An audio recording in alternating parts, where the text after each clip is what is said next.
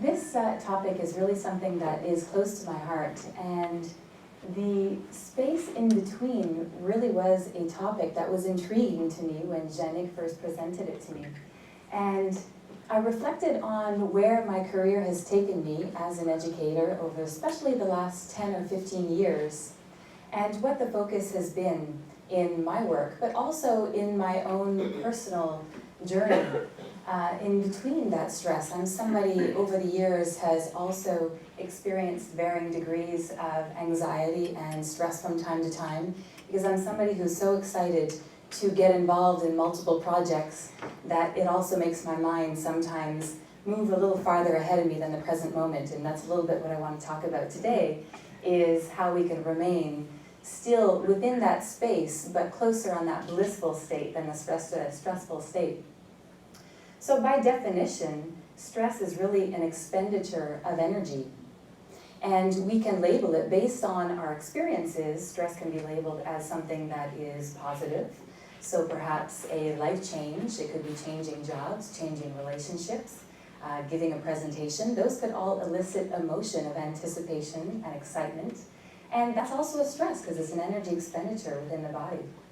But also it can be connotated as negative. So there could be loss of a job, loss of a relationship, losing somebody that you care about, or any major change within life, even moving, can elicit different emotional responses within the body. And so what is this space really between stress and bliss? The question is, can we be experiencing a situation that may be to some stressful, and others it may not be stressful, but still remain grounded and centered in a blissful or happy state? Blissful being the ultimate state of happiness and expansion and openness, total freedom, excitement, really feeling that we're in our elements and in that present moment. So I reflected on this and I thought, are there moments where, because we are so intensely focused on the task at hand or living perhaps a challenging situation in life, instead of getting caught up in the emotion, because that's really what drains our vital energies, is when there's an emotion attached to that stress. We'll take a look at that a little bit later. So when I focused on, well, where is that space and can we really be living a stressful time and still be experiencing bliss? That we really have access to joy and we have access to this bliss at every moment and every day. And it's all about our perception and our awareness. And so I'd like to share a little bit of a personal story that is really close to my heart, where it was very stressful. You may relate.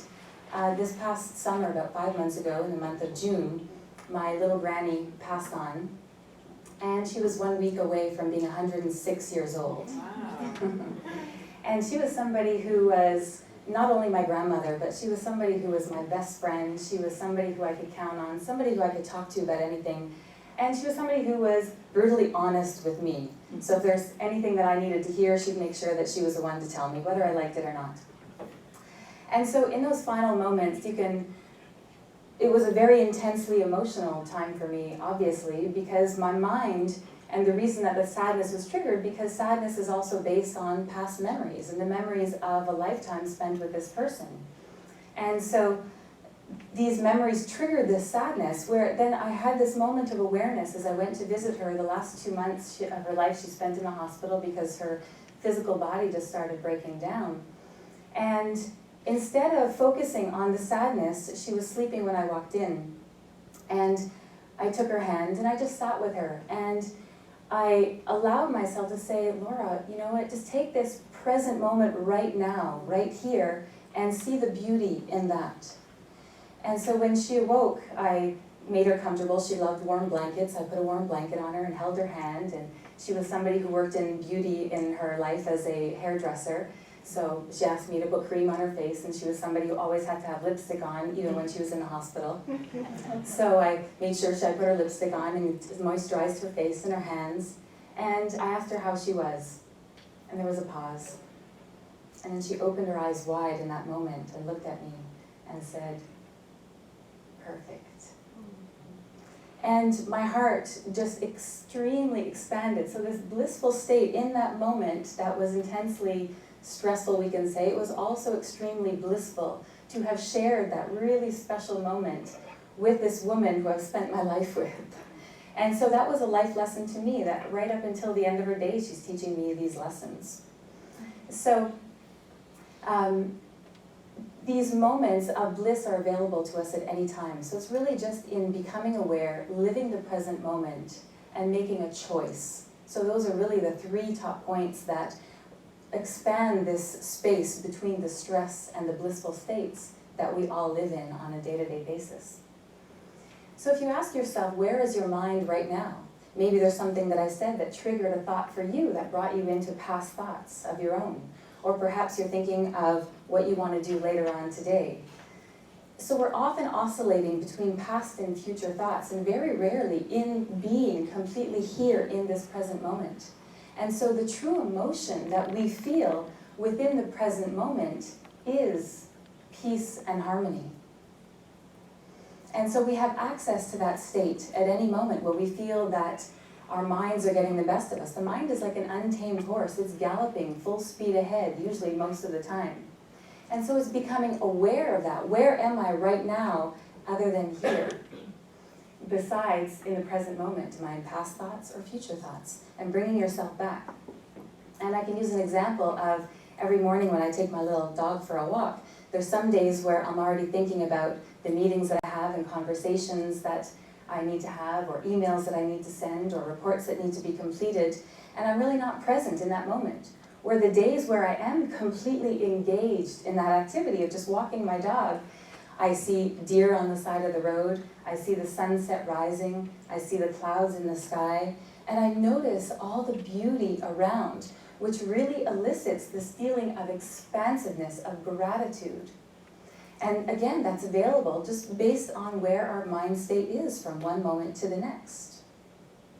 And when we are in these future thoughts or past thoughts, especially when there is an emotion attached, because we're often oscillating between the two, but it's when there's an emotion attached because of a past memory, if we're in a past thought and it gets us a little bit sad or anxious or stressed, or if we're already anticipating what's coming for the rest of the day, and that gets us excited, such as if you're late because you're stuck in traffic, and then you create this drama in your mind thinking, I'm going to be late for my meeting, and I'm not going to be able to get my presentation done, and my boss is going to be upset.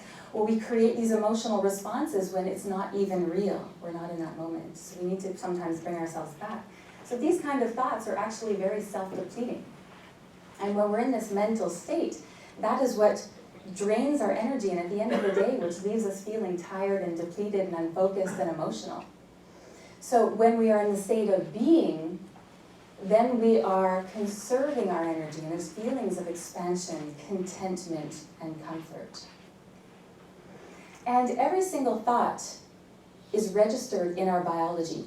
And it's said that we have over 65,000 thoughts in a day. And it is also said that 90% of those thoughts are the same from one day to the next because of the way we program our minds. And every thought is registered in the body. What I find really interesting, and this is a graph that comes from the HeartMath Institute in California, and we have 2 different states. So when we are experiencing emotions such as fear, sadness, worry, anxiety, depression, then our heart rate variability on the upper graph is in these spiky peaks. So the physiology of your body is actually affected. And there's a direct link to the limbic brain, which is your emotional brain. There's 40,000 neurons that connect that brain to our heart. So it's by the perception of the events that are happening that create this physiological change within the body, and this is what we see. So from time to time, that's normal. We all experience different moments where we have to be on, we have to perform. But it's through prolonged states of this kind of stress where that it imbalances us and that our homeostasis or balance is affected. And that eventually can lead to different disease states, just cardiovascular disease and high blood pressure and so on. So we have the ability to choose and to shift into a coherent mode. And here on the bottom graph, you'll see more wavy, a wavy movement of the cardiac coherence of the heart. So this happens when we're in a state of gratitude, when we're experiencing feelings of joy, of happiness, of love.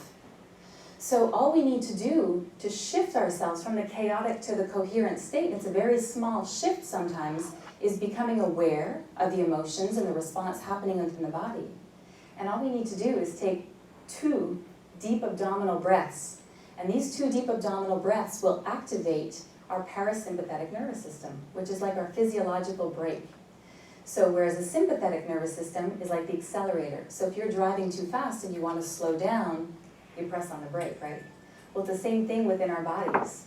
We can press on the physiological brake by just taking a moment, being present, taking 2 deep breaths, and also bringing your awareness to something that you're truly grateful for, or thinking of someone or a person or a pet that you love intensely, and notice the feelings of expansion and love move into the heart center. And so just that awareness can shift us into a chaotic to a coherent state. And so at any moment of any given day, we have that choice. And it is when we start to learn how to tame that galloping horse of our mind, taming the mind, that it can bring us into that relaxation state. And this takes practice. I'm not saying it's easy. We say that it's a simple concept, but not easy. And it requires focus on a daily basis. And so yoga is one methodology that I've practiced over the years that helps shift us into this coherent state. So which brings us from that stressful mode, which we see how it affects our physiology and our body, and brings us more into that blissful state. And this choice is available to us through breathing exercises, through practicing yoga, through qigong, through tai chi, any kind of body work. Because it's said that it is more effective to work through the body than to work through the mind. And so by doing these activities, it can help calm the physiology and calm the central nervous system. I'm studying right now with a fabulous teacher whose name is Dr. Bali. And Dr. Bali is an 88-year-old yogi who's a Vedantic scholar and has his PhD in contemporary medicine.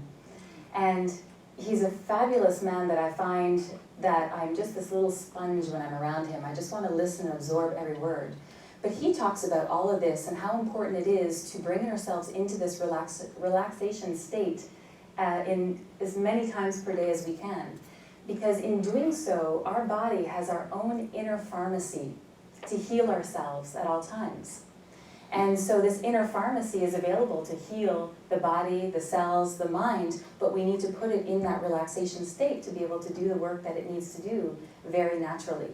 So that could be, his method is by doing specific yoga poses, by doing specific breathing exercises to calm the central nervous system, to learn how to tame the mind, so that regardless of what happens in the outside world, we can still stay very centered and very relaxed in that state, so that the outside world doesn't have the same kind of an impact as it may if we're not in a relaxed state, and then we become in a reactive mode as opposed to the proactive mode.